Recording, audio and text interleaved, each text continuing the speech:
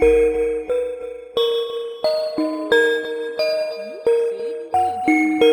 pas eux, à gauche. Davy, c'est le chauve avec un poil sur le caillou. Et Émilie la brune avec un grand nez. On adore la rando sur les sommets, sur terre, sous terre.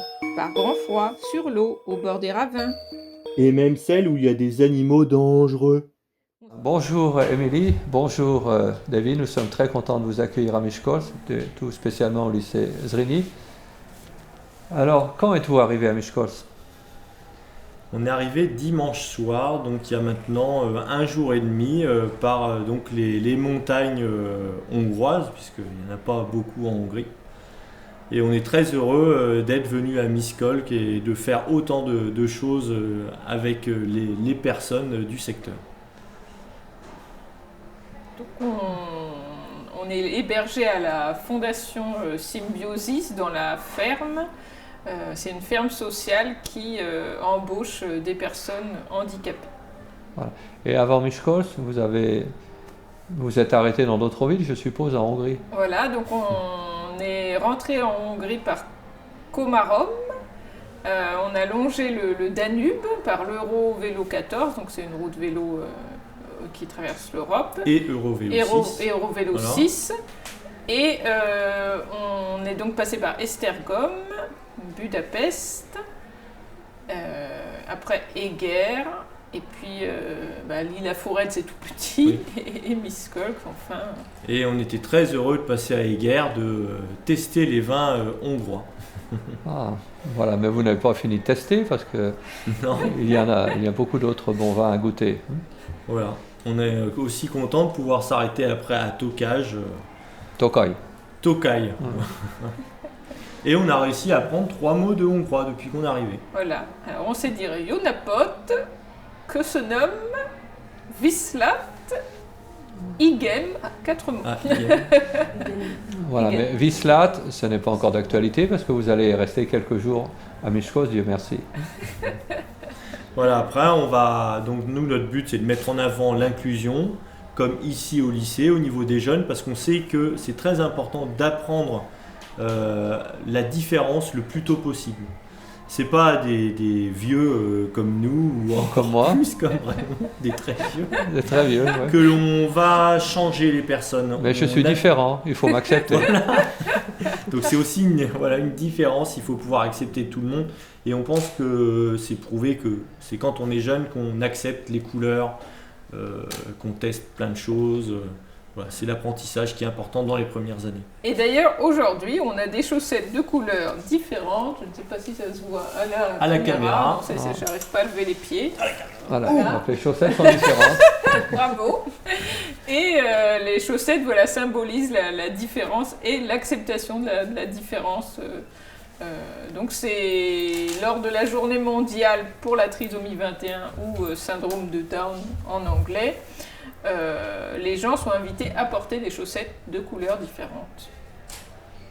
Donc on est donc supporté par l'association Down Syndrome International, donc qui est une association dont le siège est à Londres et qui est en relation avec toutes les associations pour la trisomie 21 dans le monde. Et notre but, c'est de parler donc, de l'inclusion par le sport pour les personnes donc, avec le syndrome de Down, mais plus généralement toutes celles qui ont un handicap mental et intellectuel. Et tout ça, forcément, avec nos vélos, nos sacoches, notre tente, et de rejoindre la France et la Nouvelle-Calédonie pendant 1 an et demi. Voilà, parce que c'est un très très long voyage. Nous avons eu la chance de vous entendre lorsque vous êtes intervenu auprès des élèves du lycée Zrini. Mais vous pouvez répéter un petit peu, enfin résumer tous les pays que vous allez traverser, la distance que vous allez parcourir à vélo. Donc France, allez, on va faire un pays chacun rapidement. Alors Allemagne, Autriche, Slovaquie, Hongrie, Roumanie, Moldavie, Ukraine, Turquie, Géorgie, Azerbaïdjan, Kazakhstan, après c'est Ouzbékistan, Kirghizistan, Chine, Vietnam, Singapour Australie et Nouvelle-Calédonie. Où on arrivera janvier 2024. 23. 23. 23. Tu vas bien. positif. Si les frontières sont ouvertes. On positive, on se dit toutes les frontières vont réouvrir, on arrivera à passer à des endroits encore fermés, mais on anticipe tout, on envoie toujours des mails plusieurs mois à l'avance pour contacter des gens, avoir un relais et que le voyage soit plus vivant. On aurait pu partir sans un thème, mais on est sûr aujourd'hui qu'on serait ennuyé. Voilà, pour nous c'est important d'avoir une cause à défendre. On ne voulait pas voyager juste pour visiter. Et comment vous avez défini ce parcours ? Alors, on voulait passer par l'Afrique, mais trop compliqué au niveau des risques. Donc on a choisi en Europe des pays que l'on ne connaissait pas. Et en dehors de l'Europe, on a choisi des pays où l'on peut passer ou aussi sur le site de l'ambassade française. C'est pas noté en rouge comme en ce moment l'Iran, ou des pays où on délivre des visas, parce que l'Iran ne délivre plus de visas, la Chine n'en délivre plus aujourd'hui. Donc on a regardé ça avant Covid, mais on a modifié l'Afrique par l'Asie. Et aujourd'hui, on espère ne pas devoir remodifier pour passer par la Russie, la Corée. Voilà. Mais le voyage, l'aventure, c'est aussi ça, c'est s'adapter au jour le jour. Voilà, s'adapter à... Parce qu'à l'heure actuelle, vous avez déjà tous vos visas Non. Non. Alors donc en fait, on ne peut pas effectivement avoir les visas, puisque les visas ont une durée limitée, donc on ne pouvait pas les demander avant, donc il faudra qu'on les demande au fur et à mesure du voyage. Donc alors il y a des visas qu'on peut faire en ligne, heureusement aujourd'hui, tout ce qui est Kazakhstan, Ouzbékistan. Mais on sait que pour obtenir par exemple le visa chinois, donc on va le demander au Kirghizistan. Et on sait que c'est très compliqué d'obtenir un visa chinois. Voilà, il faut fournir beaucoup de papiers, ses relevés de compte depuis les 6 derniers mois, un tableau Excel avec tous les endroits où on va et où on dort. Alors nous, en fait, on ne sait pas, donc ça va être inventé. Espérons que la Chine ne voit pas cette vidéo. Oui, parce que vous partez un peu à l'aventure quand même. Voilà, la Chine, on sait que ça va être compliqué. C'est un très grand pays en plus, et normalement on a droit à un mois de visa, maxi 2 mois. Et en plus, la Chine n'aime pas du tout la Turquie, donc pays où voilà, quand même, on va faire un long périple. Donc quand on a été en Turquie, en plus, dans la demande de visa, il faut rajouter un courrier expliquant pourquoi est-ce qu'on a été en Turquie, où est-ce qu'on a été en Turquie, qu'est-ce qu'on a fait en Turquie. Donc c'est vrai que la Chine, aujourd'hui, ça reste quand même une inconnue, parce qu'on connaît des gens, on est sur des groupes de voyageurs spécialisés qui se sont fait refuser l'entrée en Chine parce qu'ils avaient été en Turquie. Donc sinon, il faudra qu'on change de plan. Parce que vous avez un plan B si les Chinois ferment l'Afghanistan. Non. Alors moi, l'Afghanistan, non. Mais après, on sortirait du Kyrgyzstan, on irait au Turkménistan, on essaie de redescendre vers l'Iran, Pakistan. Bon, alors là, par contre, c'est des pays où ça peut être aussi compliqué. Oui, c'est parce que là, il y a beaucoup de pays en guerre.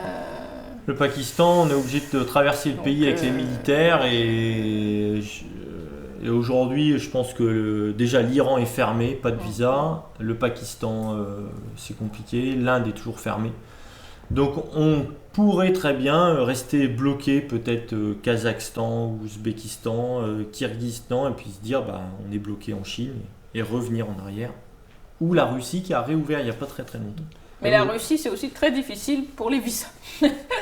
Puis la Russie, c'est long à traverser. Oui, et c'est très long à traverser. Et ça doit être peut-être monotone aussi. Parce que ça, c'est Michel Strogoff. En fait. Et pourquoi avez-vous choisi la Nouvelle-Calédonie ? Il y a d'autres... Tahiti, ça aurait été encore plus compliqué. Mais... Oui. Alors on voulait arriver dans une terre où on parlait notre langue. Et puis on s'est dit aussi qu'on connaît peu cette partie du monde. Donc ça nous permettrait peut-être de nous y poser, voire de travailler là-bas, parce que nous, on a tout vendu en France. On a vendu notre maison, nos voitures. On n'a plus que quelques affaires chez nos parents. Donc ça serait peut-être une destination pour une future installation. Mais ça reste une idée. On a envie de boire des cocktails, se faire bronzer. Des purs éventails. Voilà. Non, le voyage fait beaucoup changer.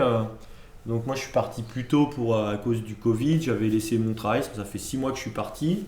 Et avec Émilie, ça fait 3 mois. Mais les 3 mois de différence de voyage ont des évolutions différentes sur notre mentalité et enfin, je sais que peut-être on poussera un peu plus en Nouvelle-Calédonie le voyage, le projet.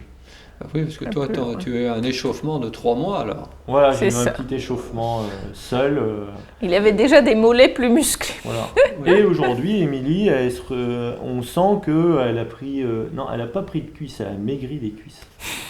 Parce qu'en fait, on grossit pas des cuisses, on maigrit, puisque c'est des muscles différents qui arrivent et c'est d'autres fibres. Donc en fait, on s'est énormément... avant, on avait des muscles de coureurs, de trailers, plus étoffés, plus lourds, et aujourd'hui, on est plus fin.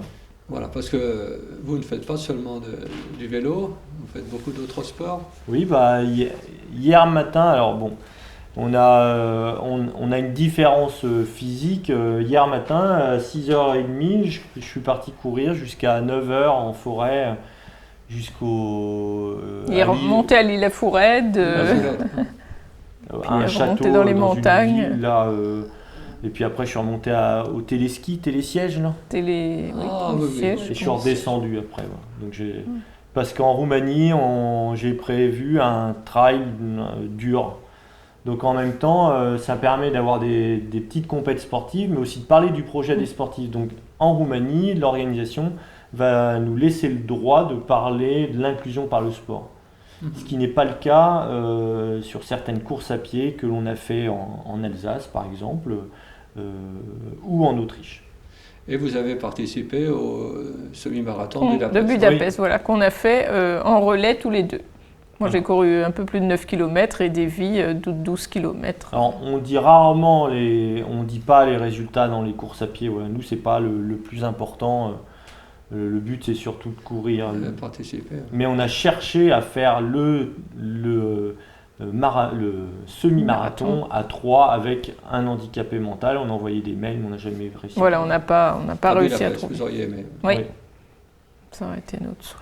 Mais bon, peut-être qu'on y arrivera, voilà, dans un autre pays. Voilà. Mais déjà, à Miskolc, on va pouvoir faire du vélo tous ensemble. On va pouvoir faire de la pétanque à la ferme, donc c'est chouette, parce que la Hongrie, enfin voilà, c'est pas en tout cas une pratique très connue en Hongrie, la pétanque. Donc, un petit peu. On dit souvent que la pétanque, c'est le sport de la francophonie.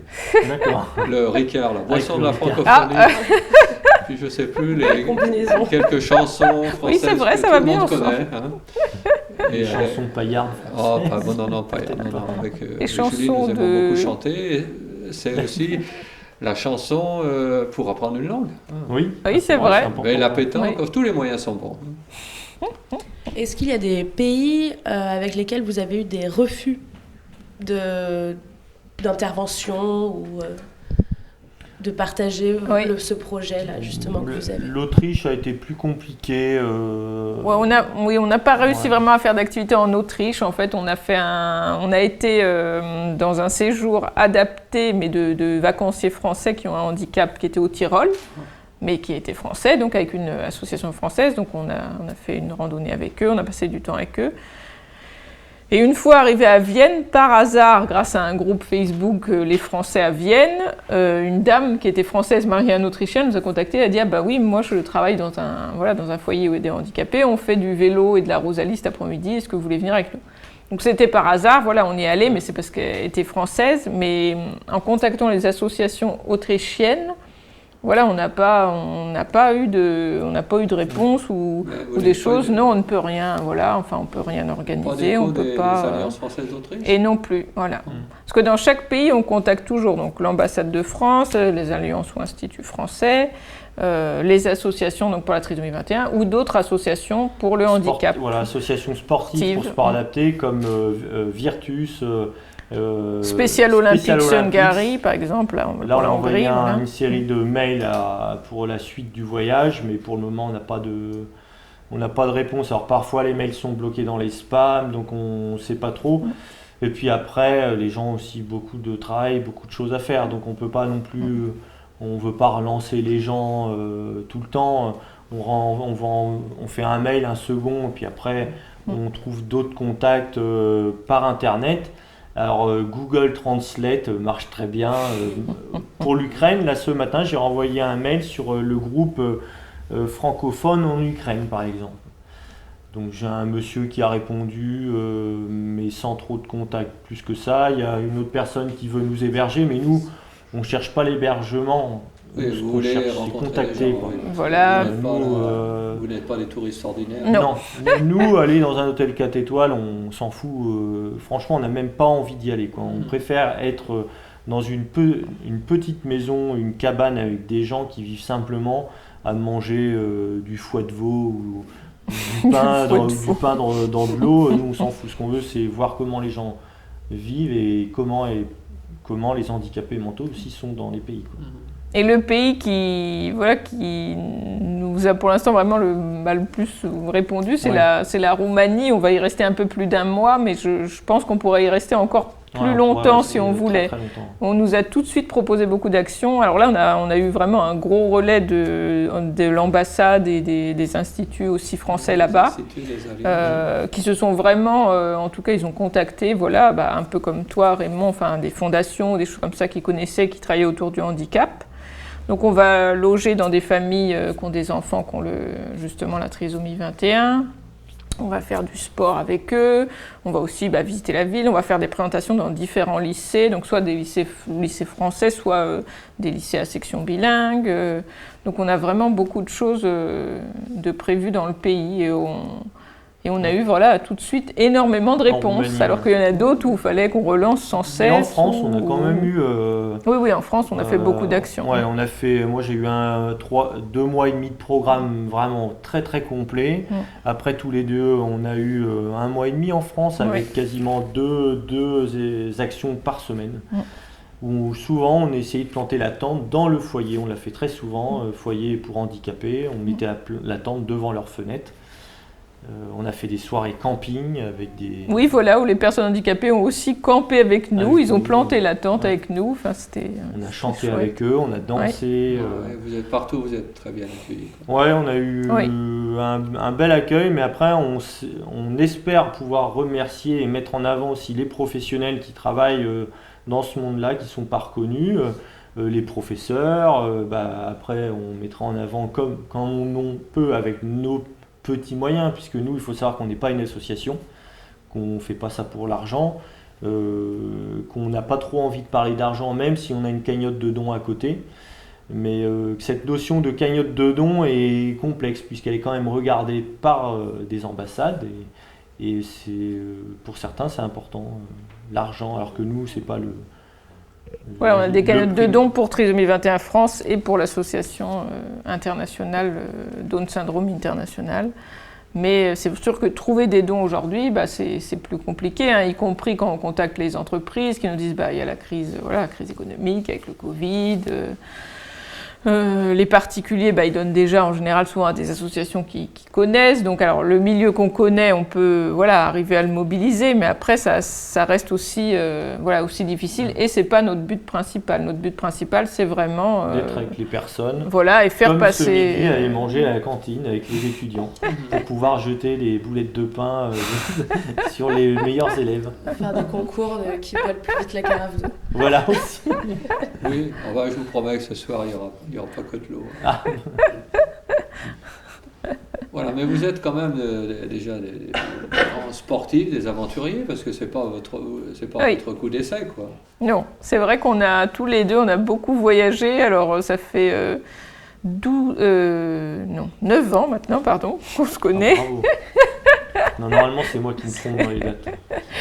Et on avait déjà pas mal voyagé chacun de notre côté avant, mais on a fait ensuite beaucoup de voyages tous les deux. Donc, et on a fait aussi, par exemple, un long voyage de noces de presque 3 mois avec le sac à dos, donc tout ce qui était Asie du Sud-Est, donc Thaïlande, Cambodge, Laos.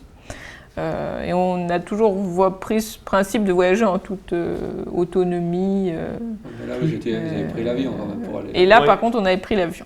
On a pris l'avion avant. Après, on a fait aussi des voyages en camion aménagé, avec le camion qu'on a vu le camion sur la vidéo. Circus. Puis après, on a eu un nouveau. Mais on a déjà roulé avec des vieux camions jusqu'en Albanie.